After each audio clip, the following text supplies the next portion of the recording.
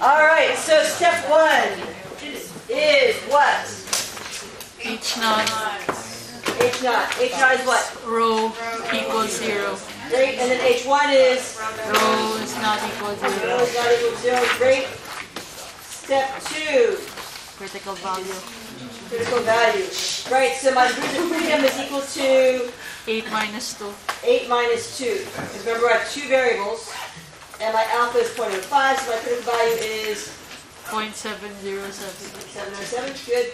And remember, this one's that weird one. You just draw a little, it's like a straight line. Negative 707, positive 0.707.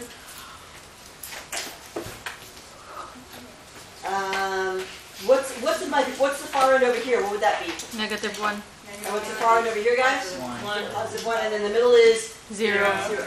Good. Double checking. Step 3. So you're gonna. This is how you do it. L1, little arrow. That's what put L1, L2. Put that into L2. Stat. Test. Lin, reg, t-test of L1, plus the L2. And you're going to get R equals what? 0.771. So that goes over here. In. Are you going to reject or not reject H naught? Reject. Reject H naught. So then you have step 5, enough evidence To support linear correlation. Yeah, to support claim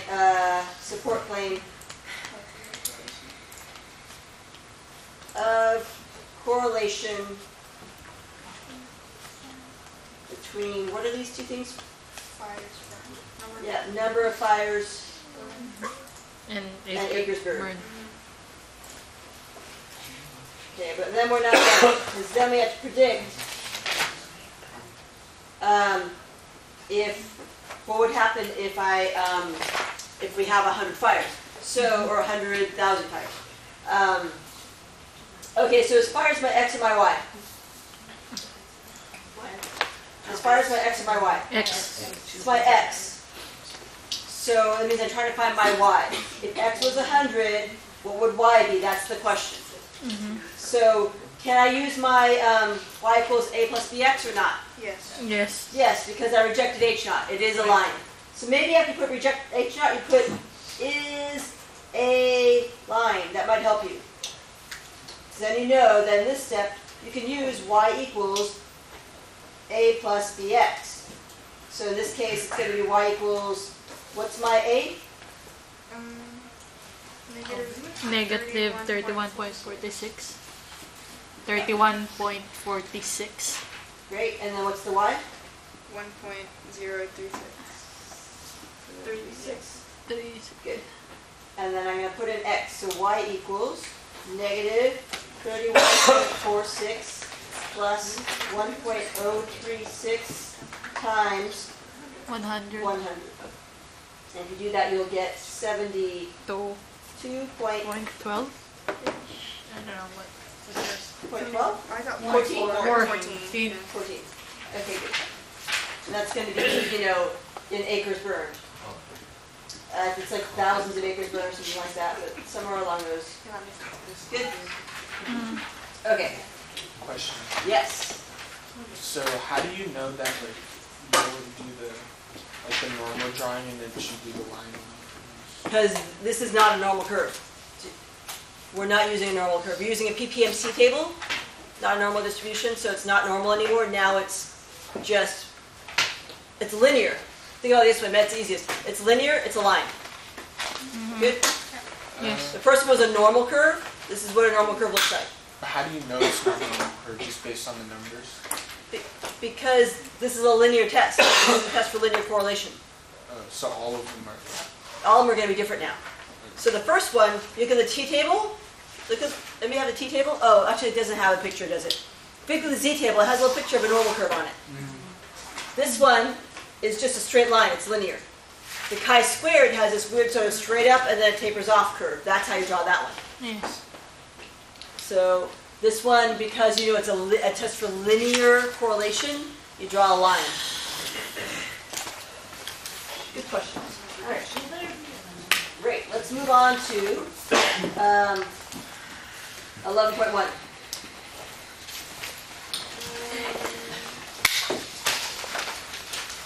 What about Daniel? Go ahead and read. The chi-square statistic can be used to see whether a frequency distribution fits a specific pattern. This is referred to as the chi-square. You guys hear him say that? Say it again. It's referred to as the. Chi. Say it again. Chi? Yeah. Did you guys hear that? Yes. Hi. Don't call it chi. Don't call it other things. Okay, keep going. Chi. Hi. Randall, go. This is referred to as the chi-square goodness of fit test, which tests the claim that an observed frequency distribution fits some expected frequency distribution. Good. So what you observe matches what you expect to get. So if you remember from last class, we had those flavors of sodas, right? Grape and cherry and orange. And since the frequencies were obtained from a sample, then those are the actual numbers. Those are observed. So things that you observe, those are from your sample. The ones you get by calculating, that is your expected. So sample, those are your observeds. The calculated ones, those are your expecteds. Kind of another easier way of kind of remembering those. So you need to keep those straight. In other words, if you observe, we talked about that last class, right? You can observe, you can expect 2.4 kids, but you can never observe 2.4 kids. Yes. Yes. Right? So the observed are always going to be whole numbers. The expected are ones you calculate. They're going to be means. Expected values are means. So those are going to be, those could totally be decimals. Mm-hmm. We already did last class, I believe, the whole next page on the expected value equals NP. Mm-hmm. We'll flash it up there really quickly to remind people if you need to. The test goes like this. Your chi-squared, again, this is not x squared, chi. So you do a little squiggly curved line like that, and a slash cross that way, squared. Your chi-squared, that's the symbol, that's the name of this, that's how you draw it. Don't try to find x and square it. This is its own thing, it's a symbol, chi-squared. It's equal to taking every observed value, so the number of grape soda people you observe minus the grape soda people that you expected. Subtract them, square them, divide by the number of expected. Do that for every flavor, for every category, and then add them up. Yeah. So I can use those in so expected can't have a mean, right? Expected, it comes from a mean, so it can't have a decimal. Yeah. Okay. Yeah, absolutely. You calculate it. Anything you calculate can be a decimal. You should do 3 sig figs. So don't, so go 3 sig figs on that. And the degrees of freedom is the number of categories minus 1. Okay. And we talked about the O's and E's last time, so you guys are good with that, I think. Remember we did this last class, right? Yes. You flip a coin, your expected value is n times p. And if they're all equal, then it's easy. You can just take your n and divide that amongst each category. Divide by the number of categories. So if I flip a coin 10 times, we had heads and tails, 2 categories, 0.5 chance of heads, 0.5 chance of tails. If you flip it 5 times, your sheet I think said 4. Change that to 5 on your notes. 4. Said 4, make it 5. So then you're going to expect how many heads? You flip it 5 times? Yes, How many heads do you 2.5. expect? 2.5. 2.5. And how many tails do you expect? 2.5. Right? So you can, expected frequencies can be decimals. They do not need to be whole numbers. I can expect 2.5 heads out of 5. The observed outcomes are based upon what you actually see. So those are always going to be whole numbers.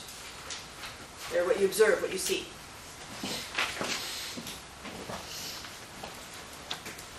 Okay.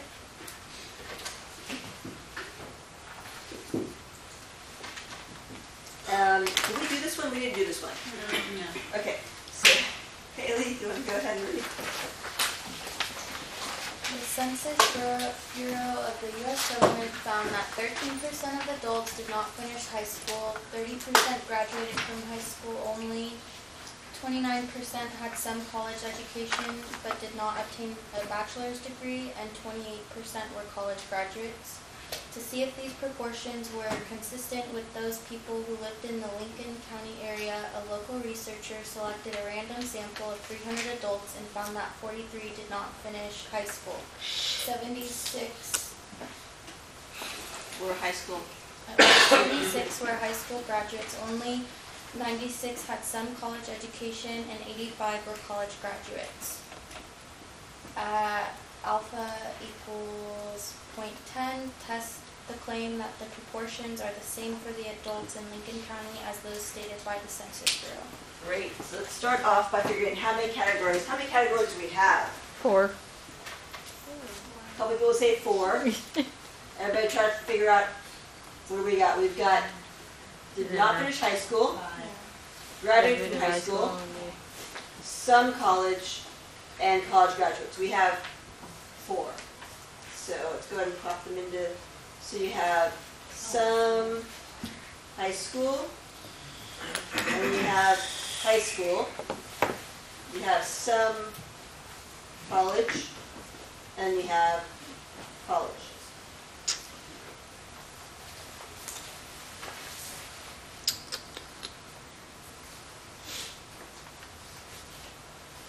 You have observed and accepted. And remember, in your homework, you have one problem where they give you the first list, right? But then the second list, they mix them around. So like here they say 49 did not finish high school. They would have said 49 have some college, right? So they put them in a different order. So just be aware of that when you're reading through your problems. That's so neat. Save yourself half an hour or an hour. I don't know how Stacey spent time, but some long length of time. Enough to do 10 different problems multiple times. Yeah. Okay. So here, what done you observed? So here's so if you find your random sample, those are your observed, what you actually saw, what you actually observed. So find the word random sample and put in your observed. Everyone do it.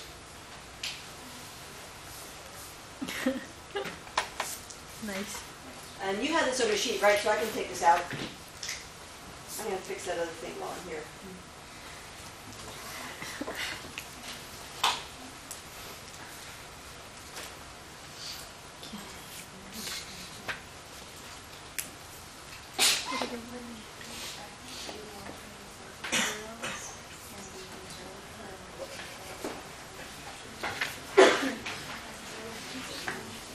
I'm stupid.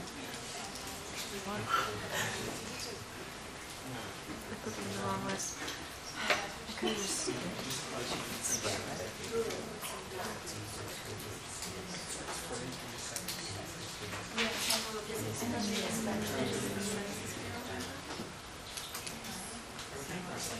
So for this, you don't turn it into a decimal. You just leave it as like a solid percent. Well, the percent, you gotta convert it into a number out of 300. So multiply them all by 3. Pretty much. Multiply them by 3. What is that one? All right, so So these are did you guys find the word random sample? percentages. And to get a number that would be... So everybody look up. See the word random sample in there? Yes. That's your observed. Fill those numbers in. You have it already. Now the expected, you have to calculate. How many people do we have total? Daniel, do you have a question about this, or do you have a question? Yeah, I was wondering if we're supposed to be using numbers or percentages. Good question. Okay, so let's go and put these in. Some high school. 43, 76, 96, and 85. That totals 300. So he has this great, the $1 million question. So here we have, this is 13%. This is 30%. So guys, look up. Looking up. Do you think it's fair to compare, Shashank, do you think it's fair to compare 43 to 0.13? No. No. Or Actually- 76 to 0.30? It's never going to be the same, right? You're really far off. 43 is really different than, 43 people is really different than 0.13 of a person. It's not fair to compare these. What we should be comparing is people to people. How many people did we survey? 300. So this is not 0.13 of a person. This is 13% of The population. 300. Does that make sense? Ofs we Time. multiply, yeah. So 0.13 times 300. You multi- Can we use? Do we have to put them in decimals, or can we do? You can leave them in as decimals. Or can we do it in percent, like a percent? Like Oh, no, they should be as numbers. as Yeah, don't put them as percent. What's your question? I said yes at first because like you Yeah, can't compare that it works. because they're saying 13%, so you can apply that to If you leave it as Right. non-decimal, Oh. then it's 5 That's dangerous. It's a dangerous game to play though. There you go. All right, so did you do that yet? Yeah, just go with 0.13 times 300. Should I reserve to? I don't know.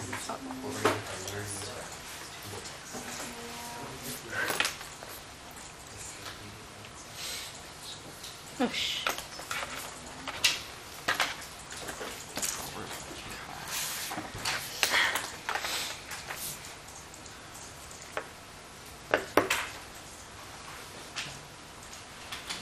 They were nice and told you how many people. That will not always be the case. Say that. Okay. All right, sometimes you'll have to add them up on your own, like later on today. I'm so mean. Okay.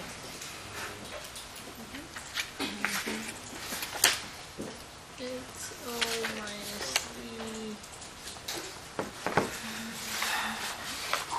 Okay, now what do I do?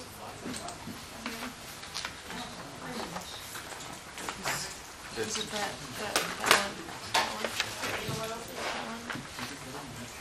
All minus. Or I was like, wait, Squared divided by 39. And then just all of them? Do you add them all together? It could have been done All the individual V's? Yeah. I really don't have time for this, man. Come on.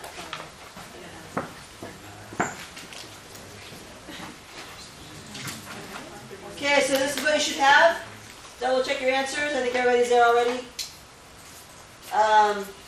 So then you're going to go to step 1.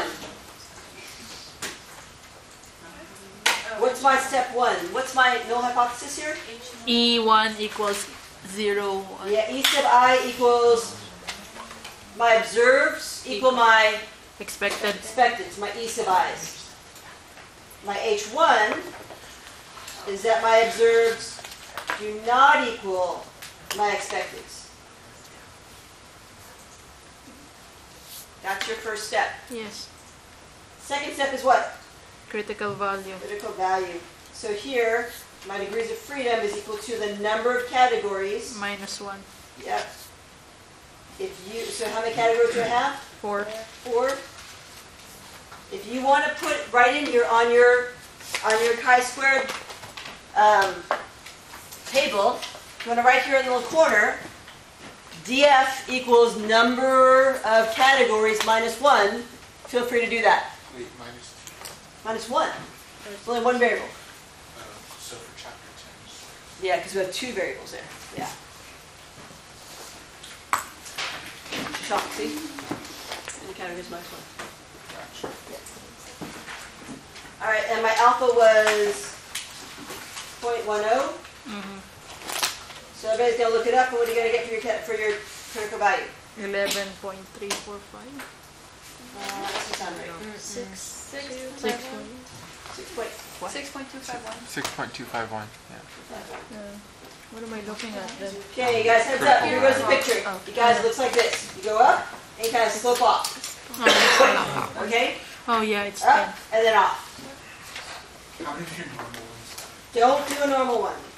Oh yeah, don't do it. You guys who do normals like this, that's very annoying. Don't do it like that. Because then it's all messed up. Terrible. All right. so 6.251. Next.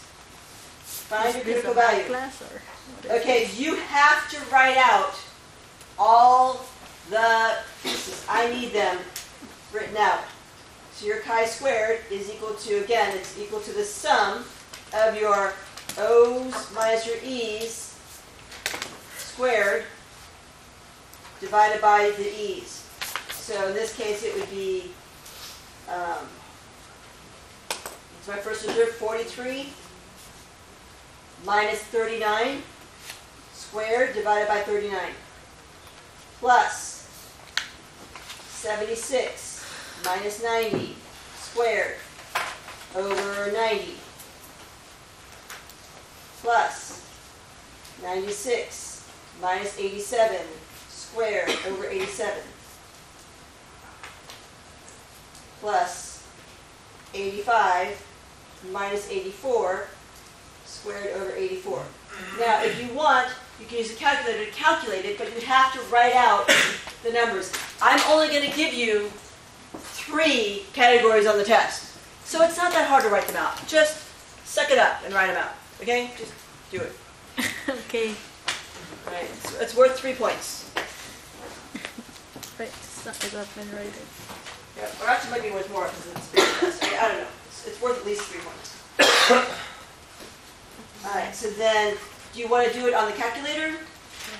You could just calculate these pretty quickly on your own. This is how you do it on a calculator. Stat, oops, turn it on. Stat, edit, and I got to go up to list 1, I got to clear it. Clear, enter. List 2, clear, enter. So I'm going to start in here, and I'm going to put in my, what do I got? I got 43, 76, 96, 85. And then over here for my expected, I have 39, 90, 87, and 84. Okay. So remember, my list 3 is going to be my observed, my list 1, minus my expected, my list 2, squared. But since we're squaring, we've got to put in parentheses. Right? Because it's here, I'll show you what I mean. So this is really, this here is my L1 minus my L2 squared over my expected. Where are my expecteds? L2. Which I'm going to write out from the beginning. I don't know about 4 and 5. So this is how you do it. You could put your O's into list 1, your E's into list 2, Then I don't know. and then in list 3 you're going to do your observed minus your expected, your L1s minus your L2s squared divided by your E's. Where are my E's? L2. And you're going to put that into list 3. Then your chi-squared will be the sum of your list 3. So you have to do stat calc one of our stats on list 3 and get the sum of your x's.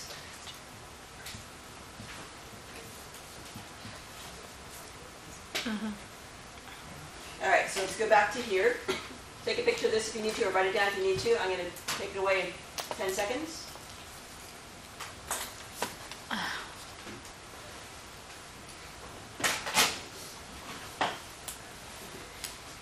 Okay, and there we go. So here I'm going to do parentheses, second L1 minus second L2, and parentheses squared, so raise it to the second power, divided by second L2. And that's going to put all those into list 3. Now I need to add up list 3. How do I add up list 3? One bar stats. Stat, calc, one of our stats of list 3, because all my stuff is in list 3 now. If I look at the sum of it, that's this little weird backwards capital E thing. So my x is 3.53. Good? Yes. If you do this by hand, you're going to get the same thing. So chi-squared is equal to 3.53. Pop that into here. Where's 3.53 run? Is it To the left. to the left? So we're going to reject H naught or not reject H naught? Do not reject H naught.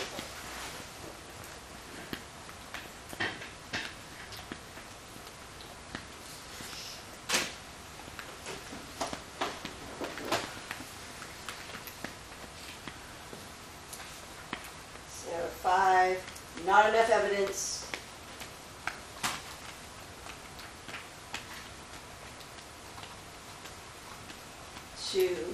And these, for the most part, are usually reject. 11, pretty much all of chapter 11, I think, is going to be, if it doesn't say otherwise, if we're not giving you a claim, then assume it's H naught. Your quiz is a weird change from that. It's unusual. But most of the time, and on the exam, it's going to be, your claim is going to be H naught. So this is going to be evidence to reject the claim, because your claim is H naught. That, what they say, that the proportions are as expected.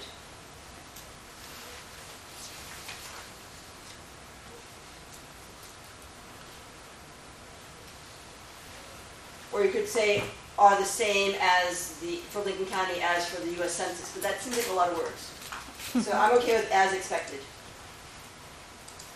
You can't say the proportions are the same, because if someone says the proportions are the same, what would you expect? What would you think that means? Exactly.